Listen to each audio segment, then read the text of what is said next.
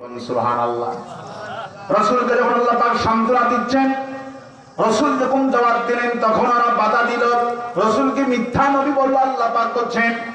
আল্লাহ পাক করছেন, আমি শপথ করছি, বিজ্ঞানময় কোরআনের শপথ করে বলছি, ইয়া রাসূলুল্লাহ, আমি আল্লাহ কসম করছি তুমি রাসূলদের অন্তর্ভুক্ত।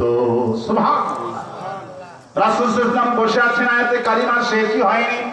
জিবরাইল আমিন আর একটা খবর নিয়ে আসছে, রাসূলুল্লাহ আপনার আগে যারা এই কালিমার দাওয়াত দিয়েছি, হাসরাতান আলাল ইবাদ মা ইয়াতিহিম মির রাসূলিন ইল্লা কানু বিহি ইস্তাজিউন।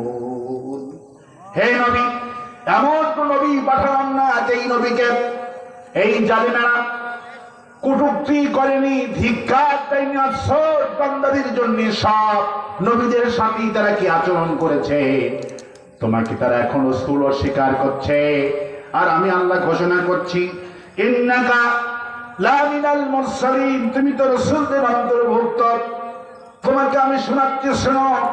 আজ থেকে 500 বছর আগে তুরস্কের আন্তাকিয়া শহরের ভেতরে সাদিক নামে একজন নবীকে পাঠাইছিলাম আল্লাহ পাক সূরা ইয়াসিনের ভেতরে। সেই কাহিনী আল্লাহ পাক শোনাচ্ছেন, কোন সুবহানাল্লাহ। সাদিক নামে একজন নবীকে পাঠান তুরস্কের এবং মিশরের সিরিয়ার দক্ষিণ সীমানায় মিলে আন্তাকিয়া শহরে আল্লাহ পাক সাদিক নামে একজন নবীকে পাঠাচ্ছেন। তারপর আল্লাহ পাক আরো 2 জন নবীকে পাঠান। রাসূলকে যখন তারা নবী মানত স্বীকার করছে, আল্লাহ তো কসম করছি, আমি আল্লাহ কসম করছি, আল কোরআনুল হাকীম, আমি আল্লাহ কসম করছি, আমি বিজ্ঞানময় কোরআনে শপথ করে বলছি, ইয়াসিন আল কোরআনুল হাকীম, আমি আল্লাহ শপথ করছি, ইন্নাকা লা মিনাল মুরসালিন, তুমি অবশ্যই রাসূলদের অন্তর্ভুক্ত। রাসূল আজকে নতুন নয়, সেই আন্তাকিয়া শহরে নবী যখন সাদিককে নাজিল করলাম, নবীকে নাজিল করার কারণে নবীর কর্মীর সংখ্যা খুবই কম।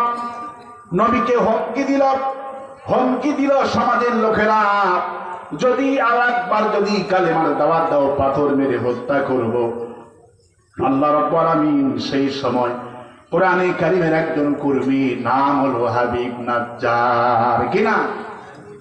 নাজ্জার মানে হলো কাঠ মিস্ত্রি। কি মিস্ত্রি? আর হাবিব মানে হলো বন্ধু, কাঠ মিস্ত্রির বন্ধু। সুবহানাল্লাহ বলে। তিনি সেই নবীদের উত্তরসূরি ছিলেন। আল্লাহ পাক বলেন, সেই নবীদের উত্তরসূরি হওয়ার কারণে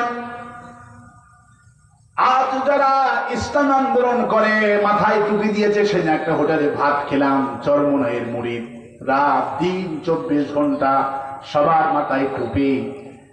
যে কেশিয়ার তার মাথায় টুপি, সব সময় চরমনাইয়ের ওই টেস্টটা হোটেলের মধ্যে বিদ্যমান। 24 ঘন্টায় কাস্টমার। বগুড়া সেলিম হোটেল আছে। কি হোটেল আছে? সেলিম হোটেল। চরমনাইয়ের মুরিদ পুরা ছাত্র, মনে হবে দেখলে বেশি আর না, সবগুলি ছাত্র। সুবহানাল্লাহ। সবাই মাথায় টুপি, সাদা ড্রেস, রাত দিন আগুনি হোটেল ফেল, সেলিম হোটেল, রাত দিন 24 ঘন্টা কাস্টমার। সুবহানাল্লাহ।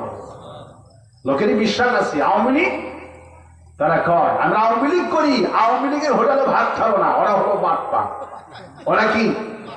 বাটপার, মরা মুরগি খাওয়াবে। ঠিক না বল? কিন্তু চরমনাইয়ের মুরিদ এটা অসম্ভব, হালাল জিনিস খাওয়াবে। সুবহানাল্লাহ। এই লোকের নাম ছিলেন হাবিব নাজ্জার। দর্জির কাজ করতেন, কিন্তু কোরআনের কর্মী, নবীর সৈনিক। যারা আল্লাহর হুকুম যারা পালন করে না, তারা তার কাছে কাপড়গুলি বানাতে দেয়। সুবহানাল্লাহ। কারণ তার কাপড় তৈরি করা সুন্দর, ডিজাইন সুন্দর, মানুষের মন আকৃষ্ট করেছেন ব্যবহার আচরণে। এই হাবিব নাজ্জার এত জনপ্রিয় ব্যক্তি হয়ে গেলেন, নবীদের অনুসরণ হয়ে পড়লেন। যখন সেই দেশের রাষ্ট্র শক্তি আর যুবকেরা নবীকে পাথর মারার অনুসরণ করলেন হাবিব নাজ্জার।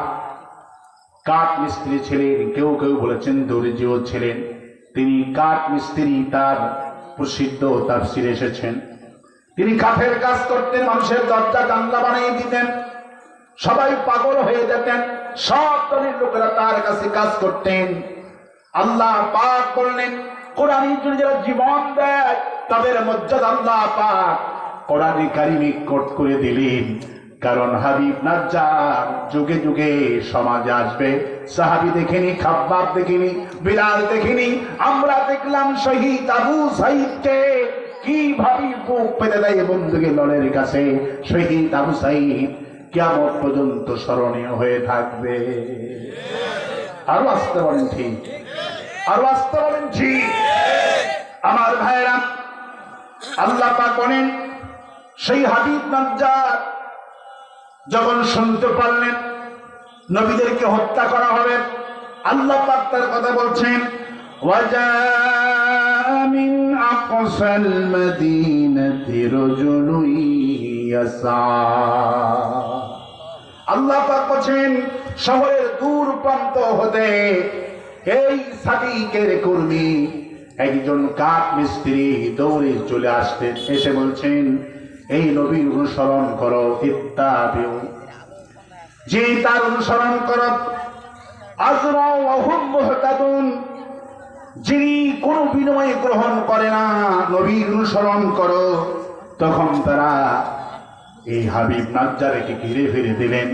রাসূল কারীম সাল্লাল্লাহু আলাইহি ওয়াসাল্লামকে আল্লাহ পাক বলছেন, নবী তুমি নবী না, এই কথা তো ওরা বলছে, আমি তো কসম করে বলছি কোরআনের তুমি নবী, তুমি রাসূলের অন্তর্ভুক্ত। আমি কোরআন তোমার প্রতি নাজিল করেছি। ওরা যতই তোমাকে রাসূল না বলুক, কোরআনের দাওয়াত যারাই দিয়েছে তাদের প্রতি নির্যাতন হয়েছে। আল্লাহ পাক, রাসূল আর সাহাবীরা বসে আছেন, জিবরাইল আমিন যখন বর্ণনা করছেন, রাসূল কাঁদে, সাহাবীরা কাঁদে। আরে হাবিব নাজ্জার কোরআনের জন্য, ইসলামের জন্য কত পরিশ্রম আর কত কষ্ট করেছে। আল্লাহ পাক সেই কোরআনের সেই হাবিব নাজ্জার সাদিক নবীর কর্মী বাহিনীর কথা সূরা ইয়াসিনের মধ্যে আল্লাহ পাক তুলে দিয়ে দিলেন। আল্লাহ পাক বললেন, হে হাবিব নাজ্জার জনগণকে বুঝালেন, আমাদের রব আল্লাহ, তিনি আমাদেরকে বানিয়েছেন। আমাদেরকে কে বানিয়েছেন? আল্লাহ বানিয়েছেন। আকাশ বানিয়েছেন তিনি, ঘুম পাড়ান তিনি, আমাদেরকে সব কিছু বানিয়েছেন তিনি। তিনি দাওয়াতি কাজ করলেন। রাষ্ট্র শক্তি বুঝতো না, জালেমগুলো বুঝতেই পারল না। হাবিব নাজ্জারকে চাকু মারা হলো।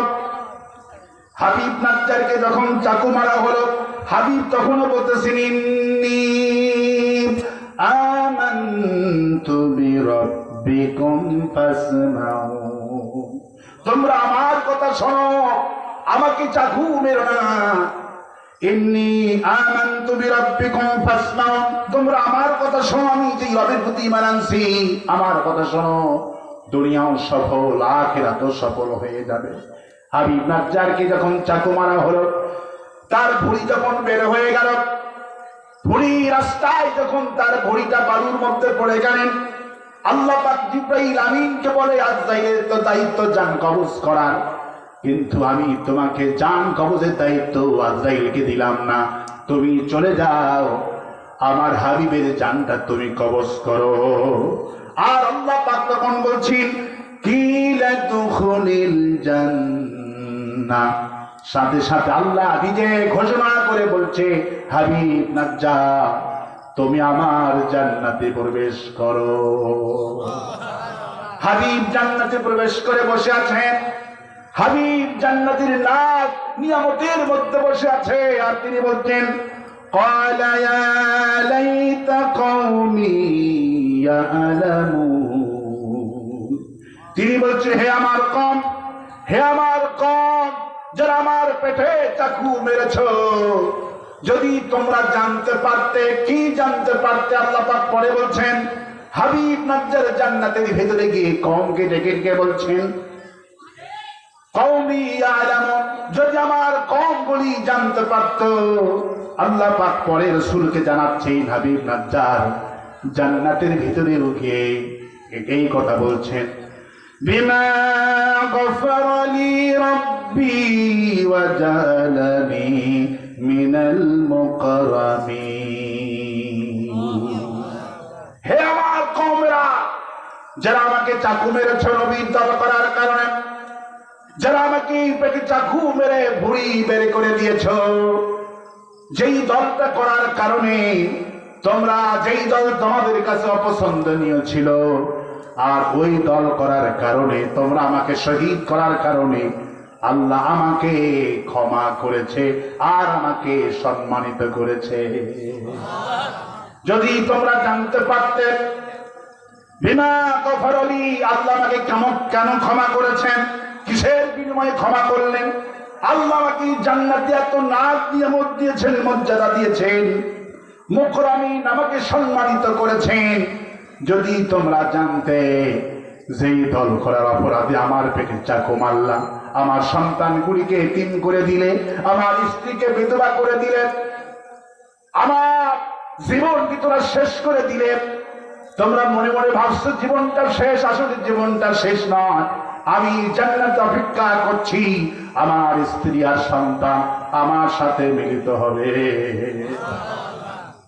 আমার ভাইরা, আমার বন্ধুগণ, আল্লাহ পাক সেই কথা রাসূল করিম সাল্লাল্লাহু আলাইহি ওয়াসাল্লামকে জানাতে, রাসূলুল্লাহ ইয়া হাবিবাল্লাহ, কোরআনের দাওয়াত যখনই কেউ দিয়েছে তাদের প্রতি নির্যাতন করা হয়েছে। রাসূল সাল্লাল্লাহু আলাইহি ওয়াসাল্লাম যখন এই তাফসীর যখন করছেন, রাসূলের সামনে একজন লোক ছিল, তার নাম ছিল হাবিব। রাসূলুল্লাহ সাহাবী, খুবই ধনী মানুষ, প্রভাবশালী ব্যক্তি।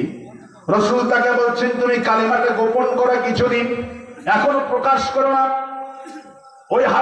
ওই হাবিবের নামটারের কথা শুনে রাসূলের সাহাবী হাবিব বলছে, ইয়া রাসূলুল্লাহ, কি বলেন আপনি?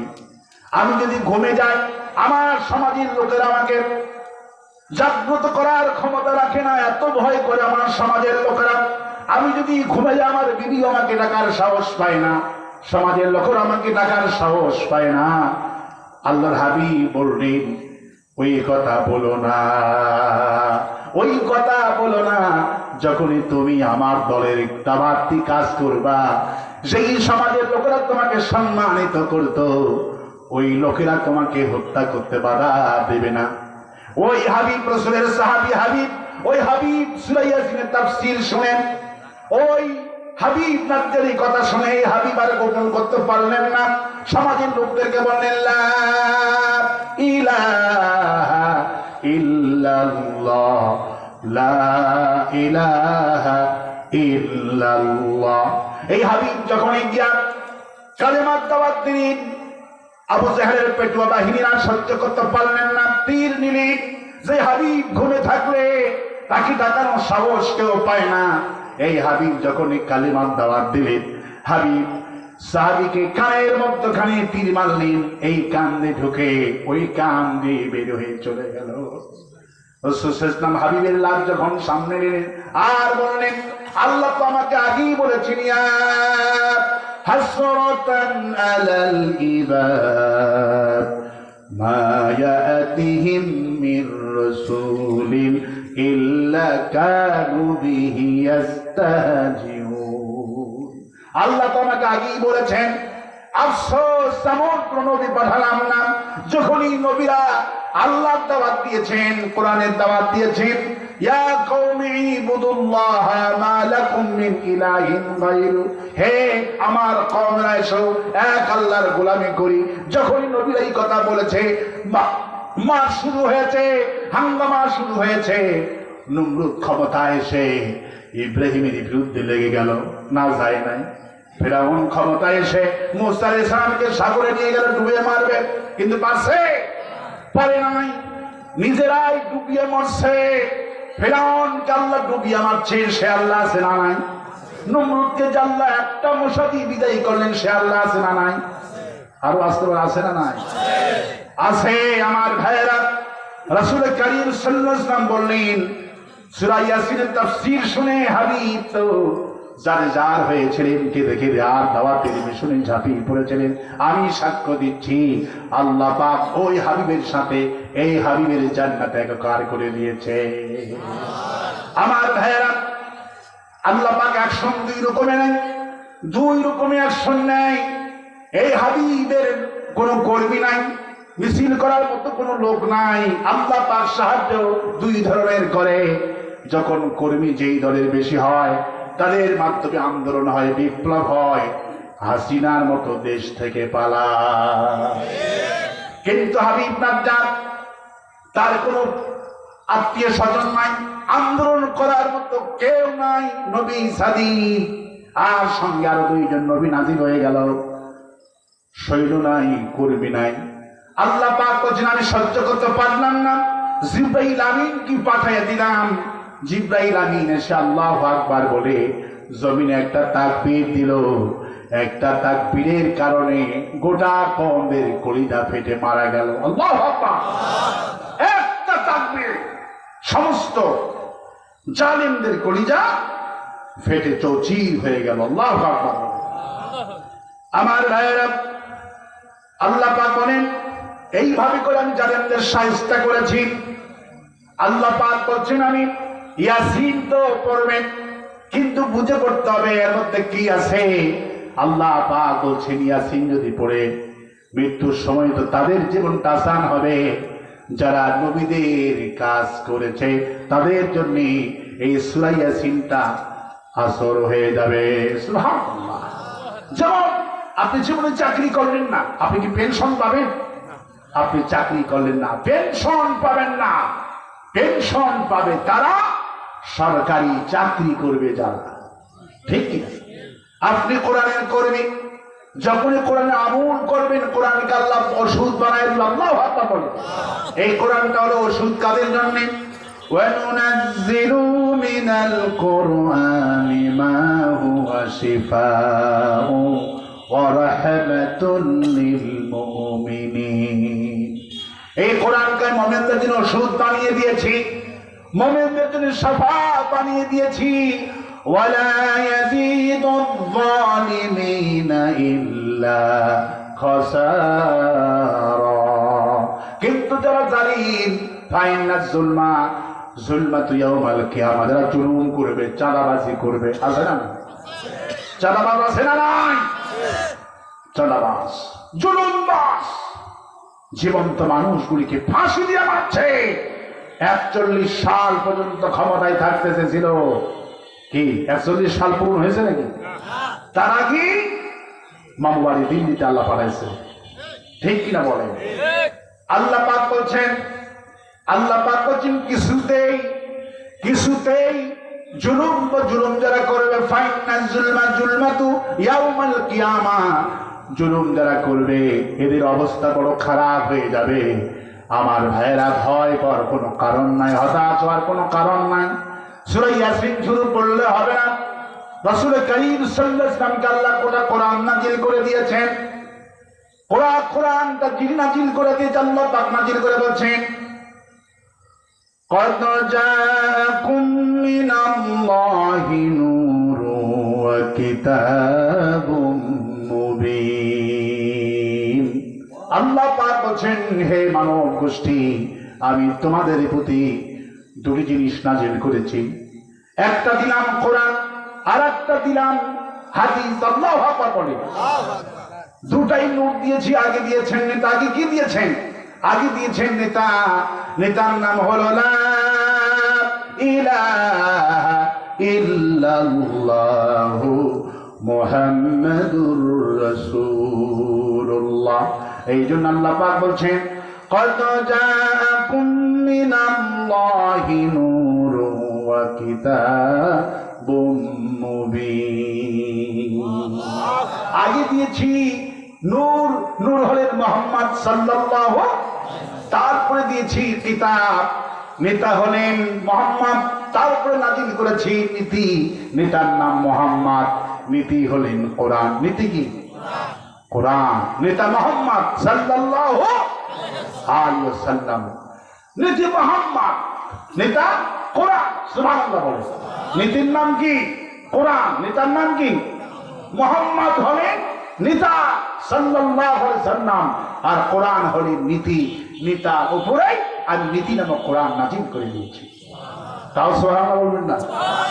কিন্তু সেই কোরআন তো আমরা পড়ি, কিন্তু এই তো গাধার মতো অবস্থা আমাদের সমাজে আজকে হয়েছে। কোরআন খতম করি, কোরআন মুখস্থ করি, কিন্তু কোরআনের মধ্যে কি আছে একটা বারো বুঝি না। মাথায় টুপি দিয়া জালেমদের সাথে হাত মিলায়, ওরাও কিন্তু আলেম, ঠিক কিনা? ওরাও আলেম। আল্লাহ পাক আলেমদের ব্যাপারে বলছেন, আল্লাহ পাক বলছে ওয়ালা তালবিসুল হক্কা বিল বাতিল, খবরদার আলেমেরা জেনে বুঝে হক বাতিল একাকার করবে না। ওরা জানে মামুল হক সত্য।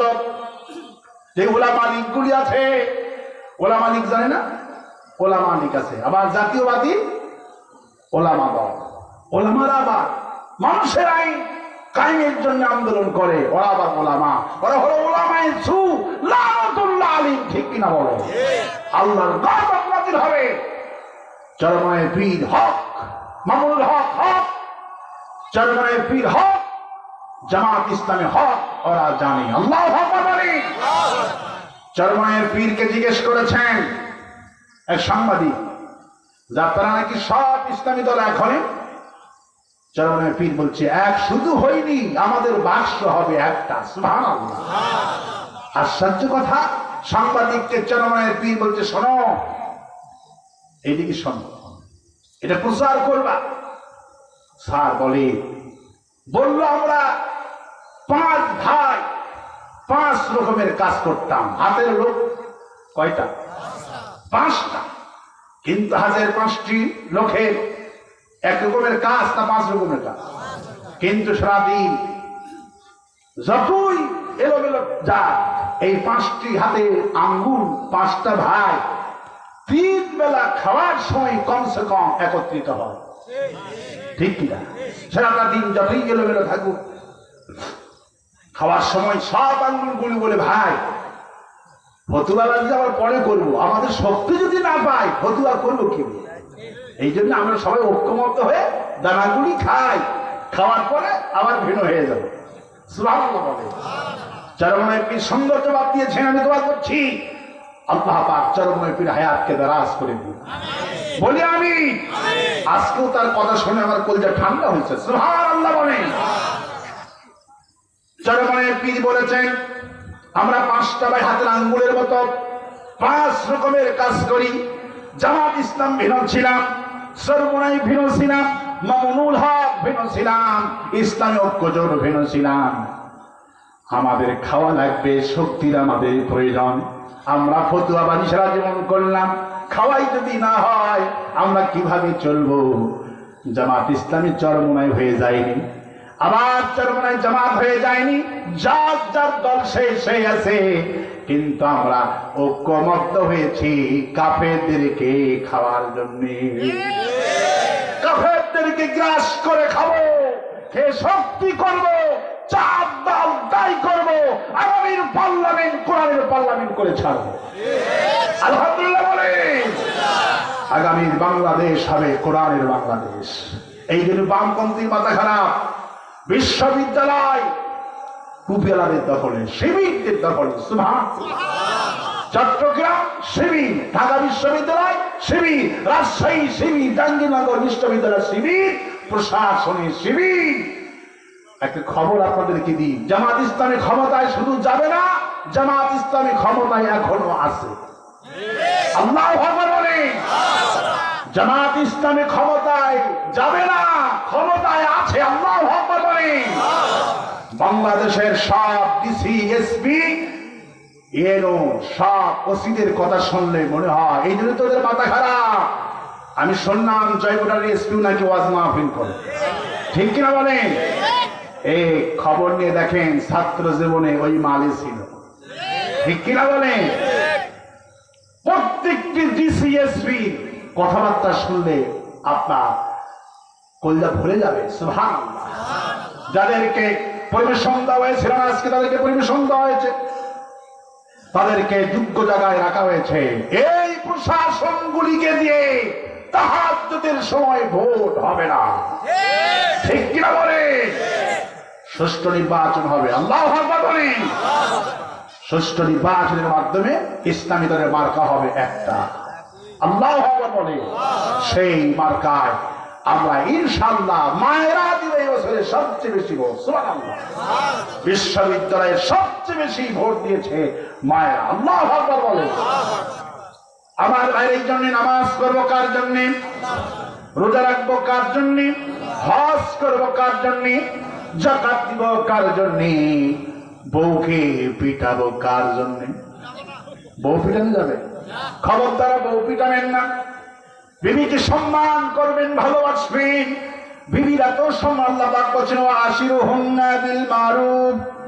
তোমার বিবিকে সম্মান করবা, মর্যাদা দিবা। এত সম্মান, এত মর্যাদা। বদরের যুদ্ধ, প্রথম যুদ্ধের নাম কি? হুজুর বলছেন কুমু বিনা ইলাল জান্নাতি আরদুহা কারদিস সামাওয়াতি ওয়াল আরদ। আমার সাথে বদরে কে যাবা? যদি আমার সাথে বদরে যেতে পারো, ওই বিশাল বড় আকাশ আর বিশাল বড় জমিনের চাইতে বড় জান্নাত আল্লাহ দান করে দিবে। একজন সাহাবীর নাম হলো উমাইর। 20 বছর বয়স, এখনো বিয়ে শাদী কিছুই করেননি। রাসূলের বক্তব্য শুনছেন আর বলছেন মাযবালাহু ওয়া হাসানুহু, হে রাসূলুল্লাহ কত সুন্দর কথা আপনি বললেন। আমি যদি জীবনটা বদলে দিতে পারি এত বড় জান্নাত পাবো নাকি? ফারামা বিহীন না, সবগুলি খুরমা মরুভূমিতে ফলায় দিয়া জিহাদে চলে গেলেন রাতের বেলায়। রাসূলুল্লাহ যখন জানাজা করতেছেন, একজন সাহাবী বলে রাসূলুল্লাহ এই সেই উমাইর। আপনি যখন বলছেন কুমু বিনা ইলাল জান্নাতি আরদুহা কারদিস সামাওয়াতি ওয়াল আরদ, আমার সাথে বদরে কে যাবে? বদরে শুধু বদরের মাঠ না, ওটা হলো জান্নাতের টুকরা। আমার দেশের মানুষগুলি টুপি মাথায় যা সুন্নত পালন করছে, নিজেরা নির্বাচনের সময় এখন টুপি মাথায় দেওয়া শুরু করছে। সারা বছর টুপি মাথায় দেওয়া নাই, এখন যারা ভোটের সময় টুপি মাথায় দিচ্ছে এরা হলো আসলে ধর্ম ব্যবসায়ী। আমরা ধর্ম ব্যবসায়ী নই, আমরা সারা বছর টুপি মাথায় দিই, কিয়ামত পর্যন্ত দিতেই থাকবো। হুজুরের চরিত্র 2 নম্বর হবে না। ওরা নির্বাচনের সময় হাতে তাসবিহ, মাথায় টুপি, মুখে দাড়ি, এরা হলো ধর্মের ব্যবসায়ী। আরো আসতে বলেন ঠিক, আরো আসতে বলেন ঠিক। আমার ভাইয়েরা, রাসূল কারীম সাল্লাল্লাহু আলাইহি ওয়াসাল্লাম বললেন ইয়া রাসূলুল্লাহ সেই উমাইর, আপনি যখন বলছেন কে জান্নাতে যাবে, বদরে যাবে, বিশাল বড় আকাশ আর জমিনের বড় জান্নাত আল্লাহ দান করবে। উমাইর খুরমা খাজুর সময় পায় নাই, জান্নাতের আশায় ফেলিয়ে দিয়েছে। হুজুর বলছেন নাকা মিনা হালিয়া, আমি বিশ্ব নবী সাক্ষ্য দিচ্ছি আল্লাহ পাক অবশ্যই উমাইরকে সেই জান্নাতে পৌঁছে দিয়েছে। কি বিশাল বড় যুদ্ধ! 313 জন সাহাবী, কয়জন? 313 জন সাহাবী। তার মধ্যে একজন সাহাবী নাম হলো ওসমান জুন্নুরাইন, 2টি নূরের মালিক, রাসূলের আপন জামাই। সুবহানাল্লাহ। প্রথম মেয়েকে বিবাহ করলেন, মারা গেল অসুস্থ। হুজুর আবার পরে মেয়েকে দিয়ে দিলেন। সাহাবী জিজ্ঞেস করলো কি আশ্চর্য কথা, ওসমানকে 2টি মেয়ে দিলেন একসাথে। হুজুর বললেন আমার যদি 100টা কন্যা সন্তান থাকতো আর ওসমান রাদিয়াল্লাহু আনহুর ঘরে গিয়া যদি একটা একটা করে সবগুলি মেয়ে মারা যেত, আমি 100টা কন্যা সন্তান ওসমানের হাতে তুলে দিতাম। এই ওসমান বদরের জিহাদের দিনে ইশারের সময় জিহাদের আকৃতি রাসূল কান্নাকাটি, সাহাবীরা সৈন্য কম, তরবারি কম, মাত্র 313 জন, কয়েকটা মাত্র ঘোড়া, কয়েকটা মাত্র তরোয়াল। ওদের কত অস্ত্র, কত আধুনিক, কত কিছু। হুজুর কান্দে, সাহাবীরা কান্দে, তাহাজ্জুদ করতেছে, রাতে ঘুম নাই। আল্লাহ পাক বলছেন হঠাৎ করে ওসমান চলে আসে, রাসূলুল্লাহ একটা খবর, আপনি তো কান্নাকাটি করছেন। সাহাবীরা কান্নাকাটি করছে, আগামীকালকে বদরের যুদ্ধ, আমার স্ত্রী অসুস্থ হয়ে গেছে, আপনার কলিজার টুকরা কন্যা, আমার স্ত্রী অসুস্থ, আমি জিহাদে যাব না, বিবির খেদমত করবো। রাসূলুল্লাহ বললেন ওসমান অপেক্ষা করো, আমি তো কিছুই কইতে পারবো না। ওয়ামা ইয়ানতিকু আনিল হাওয়া, আমি কোনো কথা বলি না যতক্ষণ পর্যন্ত আল্লাহ আমাকে ওহী না নাযিল করে। কোন সুবহানাল্লাহ। ওই নাজিল করেন জিবরাইল আমিন রাসূলুল্লাহ আপনার জামাইকে বলে দেন সে যেন বিবির খেদমত করে। আপনি 312 জন সাহাবীকে নিয়ে জিহাদে যান, ওসমানের যাওয়ার কোনো প্রয়োজন হবে না, ওসমানের পরিবর্তে আল্লাহ ফেরেশতা নাজিল করে দিয়ে দিবে। ওসমান বাড়িতে গেলেন, আমার আব্বা কি বলল? বলল তোমার আব্বা জিহাদে যাওয়ার পারমিশন আমাকে দেয় নাই, তোমার খেদমত করার জন্য আমাকে নিযুক্ত করে দিয়েছে। ওসমান কান্দে, বদরের জন্য মনটা ছটফট করছে, না জানি রাসূল মারা যায় নাকি, না জানি সাহাবীরা মারা যায় নাকি। ওসমান সারাটা দিন কান্দে, মনটা পড়ে রয়েছে বদরে। আমার ভাই রাসূলুল্লাহ বিশাল বিজয় নিয়ে মাত্র 14 জন সাহাবী শহীদ হয়ে গেল। রাসূলুল্লাহ চলে আসলেন বিজয়ে ভেসে। ওসমান রাদিয়াল্লাহু আনহুকে ডাকা হলো, ইয়া রাসূলুল্লাহ আমাকে কেন ডাকছেন? হুজুর বলে, আল্লাহ তুমি জিহাদে যাও নাই, তুমি জিহাদে যাও নাই, কিন্তু তোমার মন ছিল জিহাদের জন্য মাতোয়ারা, এই জন্যই আল্লাহ পাক তোমার অন্তরে খবরটা জেনেছে। আমি যখন গনিমতের মাল ভাগ করি, 312 জন সাহাবীর নামে যখন গনিমতের মাল ভাগ করি, জিবরাইল আমিন হাজির, আসসালামু আলাইকা ইয়া রাসূলুল্লাহ, আপনি 312 জনের নামে গনিমতের মাল ভাগ করবেন না, আর একটা পোটলা বানান আপনার জামাই ওসমানের জন্য। মান মাতা ওয়ালাম ইয়াগজু ওয়ালাম ইয়াহদিস বিহি নাফসুহু মা তাআলা শুবাতিন মিনান নিফাক।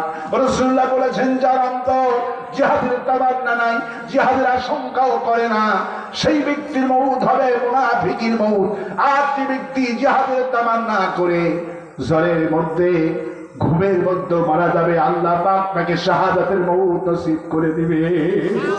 আমার ভাইয়ের, আপনার জানা ওসমান শাহাদাতের তামান্না করেছিল, আল্লাহ আমাকে পাঠিয়ে দিয়েছেন। ওসমানের জন্য আল্লাহ খুশি হয়েছে। 313 জনের নামে গনিমতের মাল, কাফেরদের পাওয়া টাকা পয়সা গুলি ভাগ করে দিয়ে দেন, ওসমানের জন্য আর একটা পোটলা বানা। খেদমতের জন্য আল্লাহ রাব্বুল আলামিন এইভাবে করে সম্মান দিয়েছে। স্ত্রী সবার আছে, মায়েদের রাগ হওয়া স্বাভাবিক, মায়েরা রাগ খুবই কম করবে। রাসূলুল্লাহ মিরাজ থেকে ফিরে এসেই বললেন, একটা নারীকে বলছেন তুমি সাদকা করো, সেই নারী খুবই পরেশগার ছিল। ইয়া রাসূলুল্লাহ আমি কেন সাদকা করব? হুজুর বলল সাদকা করো, কারণ জান্নাতের দিকে আসলাম সব গরিব লোক দিয়ে ভরা, আর জাহান্নামের দিকে আসলাম নারী দিয়ে ভরা। অধিকাংশ নারী স্বামীর অকৃতজ্ঞ থাকার কারণে জাহান্নাম দিয়ে আল্লাহ ভরে দিয়েছে। স্বামী অকৃতজ্ঞ, স্বামীর কোন কৃতজ্ঞতা আদায় করে না।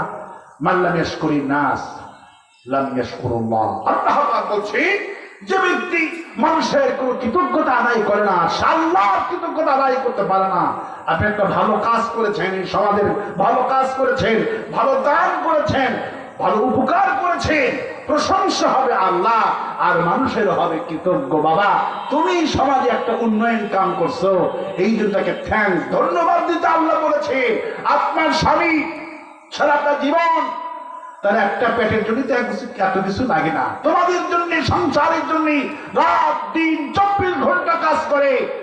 তোমার স্বামী যখন আসে তুমি কৃতজ্ঞতা আদায় করো, তুমি আমাদের জন্য কত পরিশ্রম করো, একটু রেস্ট করো, এত ব্যবসা লাগবে না। আল্লাহ বলছেন ওই নারী জান্নাতি। সুবহানাল্লাহ, ওই নারী জান্নাতি যে স্বামী কৃতজ্ঞতা আদায় করবে। আর যে নারী নামাজ পড়লো, রোজা রাখলো, স্বামীর প্রতি কৃতজ্ঞতা আদায় করলো না, মন খারাপ করলো, ভাব করলো, কথা বললো না, নারীদের মধ্যে এই ব্যারামটা সবচেয়ে বেশি। রাসূল সাল্লাল্লাহু আলাইহি ওয়াসাল্লামের কাছে একজন নারী আছে, রাসূলুল্লাহ আমাকে আমার স্বামী মারছে। রাসূল শুনেই বলছেন, নারীরা মার খাবা না যদি পুরুষের সাথে তর্ক বন্ধ করে দাও। রাসূল বলছেন, নারীরা যে মার খায় মূল কারণ হলো পুরুষের সাথে তর্ক করার কারণে। ঠিক কিনা বলে?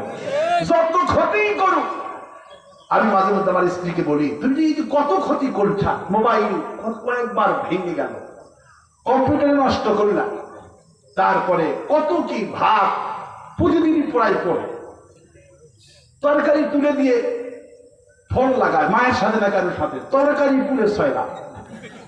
আমি বললাম দেখো আমার মা আগুন থেকে কখনো যায় না। রাসূল যখন ঘুমাবা আগুন থেকে কখনো যেও না। দেখ তোমার ছোট মানুষ, আমি রাসূল বলছেন ওই স্বামী জান্নাতি যে তার স্ত্রীকে মাফ করে। সুবহানাল্লাহ। আমি জানি, তবে এগুলিতে কোনো ফ্যাক্টর নয়। লাখ টাকা ক্ষতি হবে, মারবো না জীবনে, গালিও দিব না, তবে কথা একটাই, রাসূলের হাদিস পালন করো, আমার সাথে তর্ক করবে না। কি করবে না? তর্ক করবে না। একটু লবণ হয়েছে, আমার মেয়েকে বললাম মা দেখো তো লবণ হয়েছে কিনা, কয় আব্বা খুব লবণ। ছেলেকে বললাম কয় লবণ, স্ত্রী কয় না লবণই হয়নি। বলেন তো মেজাজ খারাপ হবে না? নিজেরটা দিয়ে বলছি। আমি বললাম দেখো একটা শাশুড়ি আম্মা আছে, সে এমন ঝাল দিছে, আচ্ছা ভুল তো হতেই পারে। আমি বললাম দেখো আজকে কিন্তু ঝাল বেশি হয়েছে। কই ঝাল, কই ঝাল, ঝালই তো নাই। শাশুড়িকে বললাম মা কি খবর, কয় বাবা ঝাল হয়েছে একটু। তোমার মা বলে ঝাল, তুমি স্বীকার করো না, তুমি করলে কি হবে? আমি বলছি এটি কৃতজ্ঞতা, তুমি স্বীকার করবা। পুরুষরা জীবনেও মারবে না। সুবহানাল্লাহ। আমার শুধু একাই হয় না, আপনাদেরও হয়, হয় না? হয়। মায়েদের বলছি মায়েরা এইসব আমল করবেন, স্বামীর কাছে স্বীকার করবেন। রাসূলুল্লাহ বলছেন এই স্বামী জান্নাতি, হুন্না লিবাসুল লাকুম ওয়া আনতুম লিবাসুল লাহুন্না। আল্লাহ পাক বলছেন স্বামী স্ত্রীকে আমি পোশাক করে বানিয়েছি। রাসূলুল্লাহ ব্যাখ্যা করলেন, তাফসীর করলেন পোশাকের অর্থ কি জানো নাকি? স্বামী স্ত্রীকে আল্লাহ পোশাক বলেছে, স্বামী স্ত্রী আল্লাহ পাক পোশাক বলেছে। পোশাকের কারণ হলো সম্মান। পোশাক মানুষের সৌন্দর্য বৃদ্ধি করে। শীতকালে পোশাক ভিন্ন, গরমকালে পোশাক ভিন্ন। পোশাকের কাম হলো গোপন করা। পোশাক পরেছে, চুলকানি ফুলকানি যা আছে ভিতরে কেউ দেখতে পাবে? কেউ দেখতে পারে না, কারণ পোশাকটা গোপন করে। কি করে? রাসূল বলছেন পোশাক গোপন করে। পোশাকের কাম হলো ঢাকানো, গোপন করে ফেলে দেওয়া। ইয়া রাসূলুল্লাহ আমি আমার বিবির কি গোপন করব? তাহলে রাসূলুল্লাহ বললেন তোমার বিবি যখন ভুল করবে, বিবি যখন ভুল করে মারবা না, তালাক দিবা না। তোমার বিবি পোশাক যেমন গোপন করে, তোমার বিবির দোষগুলি গোপন করে দিবা। আল্লাহ পাক বলেন স্বামী তার স্ত্রীকে তালাক দিতে পারবে, মারতে পারবে, গালাইতে পারবে, কেউ তার ধরতেই পারবে না। একা একা বাড়ি তারে মানলে কেউ ধরবে না। আল্লাহর হাবিব বলে পোশাক হলো ওই স্বামী উত্তম পোশাক। পোশাক যেমন গোপন করে, বিবিকে একান্ত ডেকে বলে দেখো আমি তোমার পোশাক গোপন করার বিষয়, আমিও তোমার পোশাক। তুমি যত ভুল করেছো আল্লাহর হস্তে আমি সব মাফ করে দিলাম। আমার তোমার প্রতি আর দ্বিধা নাই, তোমার প্রতি ক্ষোভ নাই, আমি তোমারে ক্ষমা করে দিলাম। আল্লাহ পাক একদম ফেরেশতাকে নিযুক্ত করে পাঠায় দেন বাড়ির সামনে। এসে ওই ফেরেশতা চিল্লায় চিল্লায় বলে ওই স্বামী জান্নাতি যেই স্বামী একটু আগে তার বিবিকে ক্ষমা করেছে। এই খোঁজখবরি দিয়ে ওখান থেকে ফেরেশতা বিদায় হয়ে যায়। বিবিকে মাফ করে, ওরা একটু বাঁকা হয়, ওরা একটু কি হয়? রাসূল সাল্লাল্লাহু আলাইহি ওয়াসাল্লাম বলছেন মেয়েরা হলো গিলাস, জোরে চাপ দিলে ভেঙে যাবে। এই জন্য আমি মাফ কি দেখলাম। এখন তো হারকিন নাই। আমার ছেলেকে সেদিন হারকিন দেখালাম, আমার বাবা দাদার আমলের হারকিন। কয় আব্বা এটা আবার কি দেখ? এটা হলো হারকিন। হারকিনের একটা কাঁচের চিমনি ছিল, এখানে কি বলে? চিমনি। তো দেখতাম মা বিকেল বেলায় আমাদের পড়াশোনা করা লাগবে, মা চিমনিটা এত সুন্দর করে মুছত, মুখের ভাব দিত, তারপরে তেনা দিয়ে ভেতরে আস্তে আস্তে মুছত। রাসূল সাল্লাল্লাহু আলাইহি ওয়াসাল্লাম বলছে মেয়েরা হলো গিলাস, কাঁচ, এদের জোরে চাপ দিলে ভেঙে যাবে, এদেরকে আস্তে আস্তে মাজতে হবে। ঠিক না? আস্তে আস্তে, যত আস্তে আস্তে ভাব দিবেন পরিষ্কার হতে থাকবে, চাপ দিবেন ভেঙে গুঁড়া হয়ে যাবে, সংসার ভেঙে শেষ হয়ে যাবে। আল্লাহু আকবার বলুন। এই জন্যে মায়েরা হলো রহমত। রাসূল বলেছেন আমরা পুরুষ, আমাদের পায়ের তলে জুতা, আর জান্নাতে যতগুলি মানুষ থাকবে রাসূল বলছেন প্রত্যেকটি মানুষ মায়ের পায়ের নিচে সবার জান্নাত, সবার জান্নাত হবে মায়ের পায়ের নিচে। সুতরাং সেই মা বাপকে সম্মান করতে হবে। আজকে বাপের সম্মান নাই, মর্যাদা নাই। পিতা মাতা একটু খায় বলে বেশি হয়ে যায়, বলবো অসম্ভব, এই কথা বলবেন না। রাসূল বলছেন তোমার পিতা মাতা এমন সম্মানের, এমন বরকতে আর পৃথিবীতে নাই। রাফিক বিন সাইদি সাহেবের বড় ছেলে, উনি আমাকে একটা আমল শিক্ষা দিয়েছিলেন। প্রথম দেখা হলো আমার তার সাথে সাইদির বাসায়, তো দেখলাম আসতে লেট হইল। আমি বললাম ভাইয়া লেট হইল কেন? বললো আমার মা থেকে একটু পকেটে ফুল দিলাম। একসাথে মা ফুল। আমি বললাম পকেটে ফুল দিবেন মানে? বলে আমার আব্বা এখন আমার দাদির কাছ থেকে পকেটে ফুল নাই, এটা আমাদের পরিবারের ট্রেডিশন। আমার দাদা দাদার থেকে পকেটে ফুল নিত, আমার আব্বা সাইদি মানুষের কাছে, কিন্তু আমার দাদির কাছে মাহফিলে যাওয়ার আগে আধা ঘন্টা আমার দাদির পায়ের কাছে বসে থাকে। সুবহানাল্লাহ। দাদি পকেটে ফু দেয়, সেই ফু নিয়ে যায় মকে ফুলে। আমিও সেই কাম করে, আব্বা তো নাই, মার কাছ থেকে ফু নিতে একটু দেরি হইল। আমি রাফিক সাইদির ঘরে বসে আছি, আর বললো ভাই আসতে কই 10 মিনিট। বলে ভাই দেরি হইল কেন? বললো আর বলিন না, এই ইতিহাস। আমার আব্বার থেকে পকেটে ফুলি, মার থেকে পকেটে ফুলি, পকেট ভর্তি টাকা আল্লাহ দেয়। সুবহানাল্লাহ। আমি বাড়িতে এসে আমল করে শুরু করলাম, মা বেচা চা আব্বা তো নাই। আমার 6 ভাই বোন এক জায়গায় যখন হই, আমি সবার সামনে বলি মা আমার পকেটে ফু দাও। আমার তো পকেট অনেক, কোটির উপরে 2-3টা পকেট, পাঞ্জাবি, তো সবাই ভাই বোন তাকায় থাকে, আচ্ছা এত পকেটে ফু নিয়ে কি হবে? আমি বললাম একটা আমল শিখাচ্ছি সাইদি সাহেবের বাড়ি থেকে, এই পকেটে ফু যে নিবে তার পকেটের টাকা তত বেশি হবে, এই জন্য তোমাদের চাইতে সবার চাইতে টাকা আমার বেশি। সুবহানাল্লাহ। কেউ ওই আমলই করলো না, শুধু হাসেই পারি দিল। আমার ছোট ভাই সেনাবাহিনীর বড় অফিসার, সেও হাসলো, অনেক বড়